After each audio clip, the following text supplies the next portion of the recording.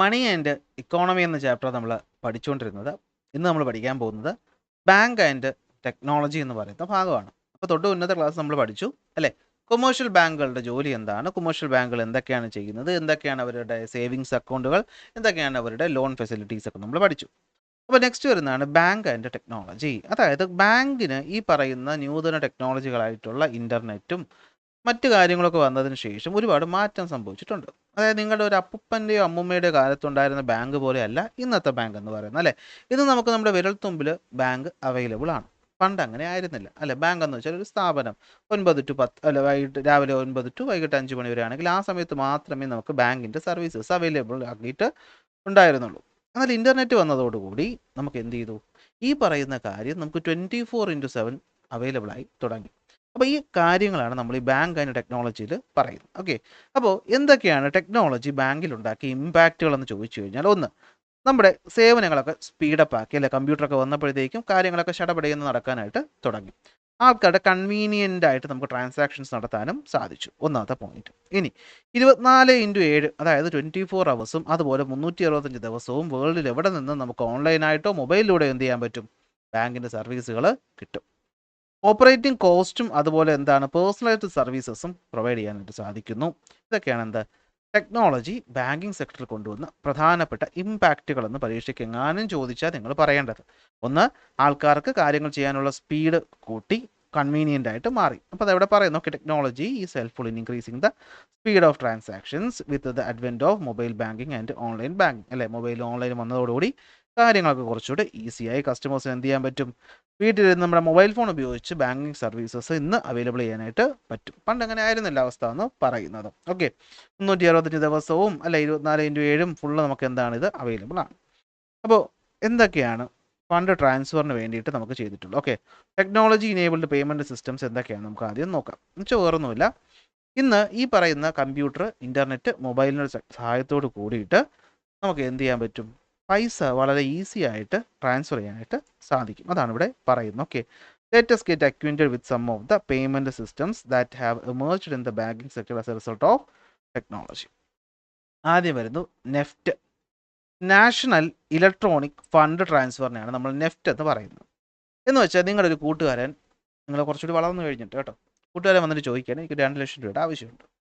ഞാൻ പറയാം എൻ്റെ കയ്യിലില്ല, എൻ്റെ അക്കൗണ്ടിലാണുള്ളത്. അപ്പോൾ എനിക്ക് എന്ത് ചെയ്യാം, അവൻ ഇവിടെ നാട്ടിലല്ല ഉള്ളത്, അവനിപ്പോൾ ഇരിക്കുന്നത് ബാംഗ്ലൂരാണ്. അപ്പോൾ ബാംഗ്ലൂരിലുള്ള എൻ്റെ കൂട്ടുകാരന് 2 ലക്ഷം രൂപ അയച്ചു കൊടുക്കണം. നമ്മളിപ്പോൾ നിങ്ങൾക്ക് പിള്ളേർക്കാണ് ഇതിപ്പോൾ പറഞ്ഞതെല്ലാം നിങ്ങൾ ആദ്യം പറയും ഗൂഗിൾ പേ ചെയ്ത് കൊടുക്കാമെന്ന് പറയും അല്ലേ. അതല്ലേ ആദ്യം മനസ്സിൽ വന്നേ. 2 ലക്ഷം രൂപയ്ക്ക് ഒരുമിച്ച് ഗൂഗിൾ പേ ചെയ്യാൻ പറ്റുമോ? ബുദ്ധിമുട്ടാണ്. അപ്പോൾ ഞാൻ തൊട്ടടുത്ത് എൻ്റെ ബാങ്കിൽ പോയിട്ട് പറയും, ഇനി ബാങ്കിൽ പോകണമെന്നില്ല, എൻ്റെ മൊബൈലിൽ ബാങ്കിൻ്റെ ആപ്ലിക്കേഷൻ ഉണ്ടെങ്കിൽ അത് വെച്ച് നമുക്ക് എന്ത് ചെയ്യാൻ പറ്റും, നെഫ്റ്റ് ചെയ്യാനായിട്ട് പറ്റും. അപ്പോൾ എന്താണ് നാഷണൽ ഇലക്ട്രോണിക് ഫണ്ട് ട്രാൻസ്ഫർ? എന്താ ഇലക്ട്രോണിക് എന്ന് വെച്ചാൽ കമ്പ്യൂട്ടറിൻ്റെ സഹായത്തോടു കൂടി ഫണ്ട് ട്രാൻസ്ഫർ ചെയ്യാനായിട്ട് പറ്റും. ഓക്കെ, അതായത് നമുക്ക് എന്ത് ചെയ്യാൻ പറ്റും, ഒരാളുടെ കയ്യിൽ നിന്നുള്ള അക്കൗണ്ടിൽ നിന്ന് പൈസ മറ്റൊരാളുടെ അക്കൗണ്ടിലോട്ട് അയക്കാനായിട്ട് പറ്റും. IFSC കോഡും ബാങ്ക് അക്കൗണ്ട് നമ്പറും ഉണ്ടെങ്കിൽ നമുക്ക് ആർക്ക് വേണമെങ്കിലും അയക്കാം. SBIയിൽ നിന്ന് കാനറയിൽ അയക്കാം, കാനറയിൽ നിന്ന് ഗ്രാമീണിൽ അയക്കാം, എങ്ങോട്ട് വേണമെങ്കിലും അയക്കാം. മൊബൈൽ ആപ്ലിക്കേഷൻ വഴിയും പറ്റും. ബാങ്കിൽ പോയിട്ട് എഴുതി കൊടുത്തിട്ട് നമുക്ക് ഫണ്ട് ട്രാൻസ്ഫർ ചെയ്യാനായിട്ട് പറ്റും. ഇനി നമുക്കുള്ള എമൗണ്ട് എന്ന് പറയുന്നത് വളരെ കൂടുതലാണ്. മാത്രമല്ല ചിലപ്പോൾ ഇതിനൊക്കെ ചിലപ്പോൾ ഒരു 30 മിനിറ്റൊക്കെ സമയം എടുത്തെന്ന് വരാം ഈ ട്രാൻസ്ഫർ നടക്കാൻ വേണ്ടിയിട്ട്. എന്നാൽ നമുക്ക് ഇമീഡിയറ്റ് ആയിട്ട് സാധനം ട്രാൻസ്ഫർ ചെയ്യണം. ട്രാൻസ്ഫർ ചെയ്യേണ്ട എമൗണ്ട് എന്ന് പറയുന്നത് ഭയങ്കര കൂടുതലാണ്. ഞാനൊരു എക്സാമ്പിൾ പറയാം. നാളെ നിങ്ങളുടെ ചേച്ചിയുടെ കല്യാണമാണ്, നാളെ അല്ല വരാൻ പോകുന്ന ആഴ്ച. നമുക്ക് സ്വർണ്ണക്കടയിൽ പോയിട്ട് സ്വർണ്ണം വാങ്ങണം. അപ്പോൾ സ്വർണ്ണത്തിൻ്റെ ഇപ്പോഴത്തെ വില വെച്ചിട്ട് ഒരു 50 പവൻ സ്വർണ്ണം കൊടുക്കുന്നു വിചാരിക്കുക. ശ്രീധരത്തിന് ഞാൻ എതിരാണ്, എന്നാലും പറയുകയാണ്, നിങ്ങൾക്ക് കാശുണ്ട് നിങ്ങൾക്ക് കൊടുക്കാമല്ലോ, അപ്പോൾ കുഴപ്പമൊന്നുമില്ലല്ലോ. അങ്ങനെ കൊടുക്കാനായിട്ട് നിങ്ങൾ പോയി ഇപ്പോൾ 50 പവൻ സ്വർണ്ണമാണ്, ഏതാണ്ട് ഇപ്പോൾ എത്ര വില ഒരു എനിക്ക് അറിഞ്ഞൂടെങ്കിലും ഒരു ഒരു 25 ലക്ഷം രൂപ വേണമെന്ന് വിചാരിക്കുക. ഈ 25 ലക്ഷം രൂപ ബാങ്കിൽ പോയി വിഡ്രോ ചെയ്ത് സൂട്ട് കേസ് ഇട്ട് കൊണ്ടുപോയി ജ്വല്ലറി കൊണ്ട് കൊടുക്കുക എന്ന് പറയുന്നത് ഭയങ്കര ബുദ്ധിമുട്ടല്ലേ. അപ്പോൾ എന്ത് ചെയ്യും, നമ്മൾ ജ്വല്ലറി പോകുമ്പോൾ അവർ പറയും നിങ്ങൾ RTGS ചെയ്ത് തന്നാൽ മതി എന്ന് പറയും. എന്താ RTGS? Real time gross settlement. Real time എന്ന് വെച്ചാൽ ഇപ്പം നടക്കും സാധനം. അപ്പോൾ നമുക്ക് എന്ത് വരും, നമുക്ക് സ്വർണ്ണമൊക്കെ വാങ്ങിച്ചിട്ട് ജ്വല്ലറിക്കാർ ബില്ല് തന്നിട്ട് പറയും, നിങ്ങൾ അതിന് താഴെ ഒരു അക്കൗണ്ട് നമ്പറും ഡീറ്റെയിൽസും എഴുതി തന്നിട്ട് പറയും നിങ്ങൾ ബാങ്കിൽ പോയിട്ട് എന്ത് ചെയ്താൽ മതി, RTGS ചെയ്താൽ മതി.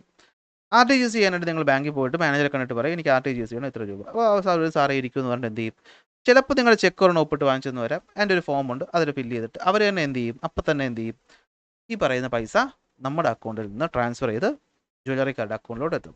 അപ്പം തന്നെ എത്തും. അതാണ് ഏറ്റവും വലിയ ഇമ്പോർട്ടൻറ്റ്. വലിയ എമൗണ്ടുകൾക്ക് വേണ്ടിയിട്ടാണ് അത് ഉള്ളത്. Instantly in real time. അപ്പോൾ തന്നെ എന്ത് ചെയ്യും, പൈസ ട്രാൻസ്ഫർ ചെയ്യാൻ പറ്റും. അപ്പോൾ നെഫ്റ്റും ആർ ടി ജി എസും തമ്മിലുള്ള ആ ഒരു ഐഡിയ മനസ്സിലായി കാണുമല്ലോ. ഇനി മറ്റൊരു പരിപാടിയാണ് കോർ ബാങ്കിങ് എന്ന് പറയുന്നത്. അപ്പോൾ എൻ്റെ വീട് തിരുവനന്തപുരത്താണ്. ഞാനിപ്പോൾ ഒരു ആവശ്യത്തിന് കോട്ടയത്ത് വന്നു. പക്ഷേ എനിക്ക് എൻ്റെ ബാങ്ക് അക്കൗണ്ടിൽ ഒരു അത്യാവശ്യം കുറച്ച് കാര്യങ്ങൾ ചെയ്യണം. കുറച്ച് പൈസ എന്ത് ചെയ്യണം, എനിക്ക് അയച്ചു കൊടുക്കുകയോ ലോൺ എടുക്കുകയോ എന്തെങ്കിലുമൊക്കെ ആവശ്യമുണ്ട്. പക്ഷേ എനിക്ക് എൻ്റെ ഹോം ബ്രാഞ്ച് എന്ന് പറയുന്നത് തിരുവനന്തപുരത്ത് കിടക്കുകയാണ്. പക്ഷേ ഞാൻ നിൽക്കുന്നത് ഇപ്പോൾ കോഴിക്കോടാണ്.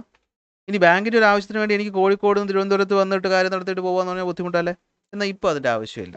അതിനാണ് കോർ ബാങ്കിങ് എന്ന് പറയുന്നത്. ബാങ്കുകളൊക്കെ ഇൻ്റർനെറ്റ് വഴി ഇപ്പോൾ എന്ത് ചെയ്തിട്ടുണ്ട്, ലിങ്ക് ചെയ്തിട്ട് ഉണ്ട്. So enable the customer to operate from any branch of the bank. അല്ലേ, ഏത് ബ്രാഞ്ചിൽ നിന്നും എനിക്ക് എന്ത് ചെയ്യാം, എൻ്റെ അക്കൗണ്ടിലുള്ള കാര്യങ്ങൾ ചെയ്യാനായിട്ട് പറ്റും. ഹോം ബ്രാഞ്ചിൽ എത്തേണ്ട ആവശ്യം ഇല്ല. ഗ്രേറ്റർ ആയിട്ടുള്ള കൺവീനിയൻസ്, ഭയങ്കര ഉപയോഗമുള്ള ഒരു കാര്യമാണ് ഈ പറയുന്നത്. കാരണം ഇപ്പോൾ ഞാൻ പറയാമല്ലോ, എൻ്റെ ആർ ടി ജി എസിൻ്റെ എക്സാമ്പിൾ എടുക്കാം, അല്ലെങ്കിൽ നെഫ്റ്റിൻ്റെ എക്സാമ്പിൾ എടുക്കാം. സാധാരണഗതിയിൽ പണ്ടത്തെ കാലത്ത് ഇത് എന്ത് ചെയ്യണമെങ്കിലും, ഇതില്ലെങ്കിൽ പോലും അല്ലെ, ഇതിന് മുമ്പത്തെ ടെക്നോളജി ആണെങ്കിൽ എന്ത് ചെയ്യണം, ഹോം ബ്രാഞ്ചിൽ പോകണം. കാരണം എൻ്റെ പൈസ കിടക്കുന്ന എൻ്റെ അക്കൗണ്ടിൽ അല്ലേ. കോഴിക്കോട് കിടക്കുന്ന എസ് ബി ഐക്കാരന് എൻ്റെ തിരുവനന്തപുരം ബ്രാഞ്ചിൽ അക്കൗണ്ടിൽ കാശുണ്ടോ ഇല്ലെന്ന് എങ്ങനെ അറിയാൻ പറ്റും, വിളിച്ചു ചോദിക്കാൻ പറ്റും. സോ ആ പ്രശ്നം മാറും. ഇപ്പോൾ എന്താണ്, എല്ലാ കാര്യങ്ങളും ഇൻ്റർനെറ്റ് വഴി കണക്റ്റഡ് ആണ്. കോർ ബാങ്കിങ് അല്ലെ, എല്ലാം കൂടെ എന്താണ് ഒരുമിച്ച് കണക്ട് ചെയ്ത് വെച്ചിരിക്കുകയാണ്. അപ്പോൾ ഇതുകൊണ്ട് തന്നെയാണ് നമുക്ക് ഒരു ബാങ്കിൻ്റെ അല്ലെ, ഇപ്പോൾ എസ് ബി ഐന്ന് എനിക്ക് കാനറയിലോട്ട് മാറ്റാൻ പറ്റുന്നത് എന്തുകൊണ്ടാണ്, എല്ലാ ബാങ്കുകളും ഇൻ്റർനെറ്റ് വഴി കണക്റ്റഡ് ആണ്. ഇതിനാണ് കോർ ബാങ്കിങ് എന്ന് പറയുന്നത്. ഇത് നിങ്ങൾക്ക് എല്ലാവർക്കും അറിയാവുന്ന സാധനം UPI, unified payment interface. UPI നമ്മുടെ ഇന്ത്യയിലെ ഏറ്റവും പ്രധാനപ്പെട്ട ഒരു സൂപ്പർ സംഭവമാണ് UPI എന്ന് പറയുന്നത്. അല്ല, ഗൂഗിൾ പേ വഴി പൈസ എന്ത് ചെയ്യാൻ പറ്റും, നമുക്ക് ട്രാൻസ്ഫർ ചെയ്യാനായിട്ട് വരും. അപ്പോൾ നമ്മുടെ മൊബൈൽ നമ്പർ ഉപയോഗിച്ചിട്ട്, നമ്മുടെ ബാങ്ക് അക്കൗണ്ടുമായി ലിങ്ക് ചെയ്തിട്ടുള്ള മൊബൈൽ നമ്പർ ഉപയോഗിച്ചിട്ട് നമുക്ക് എന്ത് ചെയ്യാം, നമ്മുടെ ബാങ്കിൽ കിടക്കുന്ന കാശിനെ ട്രാൻസ്ഫർ ചെയ്യാൻ പറ്റും. ഇത് national payment corporation of India ആണ് ഡെവലപ്പ് ചെയ്തത്. മൊബൈൽ ആപ്പ് വഴി നമുക്ക് എന്ത് ചെയ്യാൻ പറ്റും, റിയൽ ടൈമിൽ ഫണ്ട് ട്രാൻസ്ഫർ ചെയ്യാനായിട്ട് പറ്റും. ഓക്കെ, അപ്പോൾ പല അക്കൗണ്ടുകൾ, അല്ലെങ്കിൽ ഒരേ മൊബൈൽ നമ്പറിൽ എനിക്ക് ഇപ്പോൾ SBI ഒരു അക്കൗണ്ട് ഉണ്ട്, എനിക്ക് കാനറയിലുണ്ട്, എനിക്ക് ഗ്രാമീണിലുണ്ട്. ഈ മൂന്നിടത്തെ അക്കൗണ്ടും എനിക്ക് എൻ്റെ ഒറ്റ ഗൂഗിൾ പേ ആപ്പ് വെച്ച് എന്ത് ചെയ്യാൻ പറ്റും, ഈ 3 അക്കൗണ്ടിൽ കിടക്കുന്ന കാശും എനിക്ക് എന്ത് ചെയ്യാൻ പറ്റും, ട്രാൻസ്ഫർ ചെയ്യാനായിട്ട് പറ്റും. അപ്പം ഒരേ മൊബൈൽ നമ്പറിൽ ലിങ്ക് ചെയ്ത എത്ര അക്കൗണ്ട് ഉണ്ടോ അതൊക്കെ നമുക്ക് എന്ത് ചെയ്യാൻ പറ്റും. അപ്പോൾ മൊബൈൽ നമ്പർ ഉപയോഗിച്ചിട്ട് പൈസ ട്രാൻസ്ഫർ ചെയ്യുന്നതാണ് UPI അഥവാ യൂണിഫൈഡ് പേയ്മെൻറ്റ് ഇൻ്റർഫേസ് എന്ന് പറയുന്നത്. നമ്മുടെ Google pay, Paytm, phone pay, ഭീം ആപ്പ്, ആമസോൺ പേ ഒക്കെ എന്താണ് ഇതിൻ്റെ ഉദാഹരണങ്ങളാണ്. അപ്പോൾ ഇതാണെന്ത് പ്രധാനപ്പെട്ട ബാങ്ക് ടെക്നോളജി എന്ന് പറയുന്നത്. കണ്ടോ, കുറച്ച് വിശദമായിട്ട് പറഞ്ഞാലേ മനസ്സിലാവത്തുള്ളൂ. അപ്പോൾ national electronic fund transfer system എന്തായിരിക്കും, introduced by the reserve bank of India to make bank transactions between account holders easier and faster, fund transferred using Indian financial system code. ഇതൊക്കെയാണ് ഞാൻ പോയിന്റ് ആയിട്ട് നിങ്ങൾക്ക് തന്നിട്ടുള്ളത്. വീണ്ടും ഞാൻ വായിച്ച് പറഞ്ഞു തരേണ്ട ഒരു ആവശ്യം ഉണ്ടെന്ന് എനിക്ക് തോന്നുന്നില്ല. ഓക്കെ, സോ നമുക്ക് ഈസി ആയിട്ട് എന്ത് ചെയ്യാൻ പറ്റും, പൈസ ട്രാൻസ്ഫർ ചെയ്യാനായിട്ട് പറ്റും. അപ്പോൾ ഇതിൻ്റെ കൂടെ തന്നെ നമുക്ക് NBFI കൂടി അങ്ങ് പഠിച്ചാൽ, നോൺ ബാങ്കിങ് ഫിനാൻഷ്യൽ ഇൻസ്റ്റിറ്റ്യൂഷൻസ്. അപ്പോൾ എന്താണ് ഈ നോൺ ബാങ്കിങ് ഫിനാൻഷ്യൽ ഇൻസ്റ്റിറ്റ്യൂഷൻസ് എന്ന് പറഞ്ഞു കഴിഞ്ഞാൽ, കഴിഞ്ഞ ക്ലാസ് കണ്ട കുട്ടിയൊക്കെ അറിയാം അല്ലേ, എന്താണ് നോൺ ബാങ്കിങ് ഫിനാൻഷ്യൽ ഇൻസ്റ്റിറ്റ്യൂഷൻസ് എന്ന് പറഞ്ഞു കഴിഞ്ഞാൽ, പ്രധാനമായിട്ടും ഫിനാൻഷ്യൽ സെക്ടറിലാണ് ഇവർ പ്രവർത്തിക്കുന്നതെങ്കിലും നോക്കിയേ, only some functions of the bank മാത്രമേ ഇവർ ചെയ്യത്തുള്ളൂ. ബാങ്കിലുള്ള എല്ലാ കാര്യവും ഇവർക്ക് പറ്റത്തില്ല. അതുകൊണ്ടല്ലേ നമ്മൾ ആ കഴിഞ്ഞ ക്ലാസ്സിൽ പഠിച്ചത്, ലിമിറ്റഡ് ആയിട്ടുള്ള ലൈസൻസേ ഇവർക്കുള്ളൂ, ഫുൾ ബാങ്ക് ലൈസൻസ് കിട്ടത്തില്ല. അപ്പോൾ പ്രധാനമായിട്ട് ഇവർക്ക് ഡെപ്പോസിറ്റ് അക്സെപ്റ്റ് ചെയ്യുന്നതിലും ലോൺ കൊടുക്കുന്നതിലും ഒക്കെയാണ് ബുദ്ധിമുട്ടുള്ളത്. ഇവർ ചെക്ക് വഴി പൈസ ട്രാൻസ്ഫർ അങ്ങനത്തെ പരിപാടിയൊന്നും ഈ പറയുന്ന സ്ഥലത്ത് ഉണ്ടാവത്തില്ല.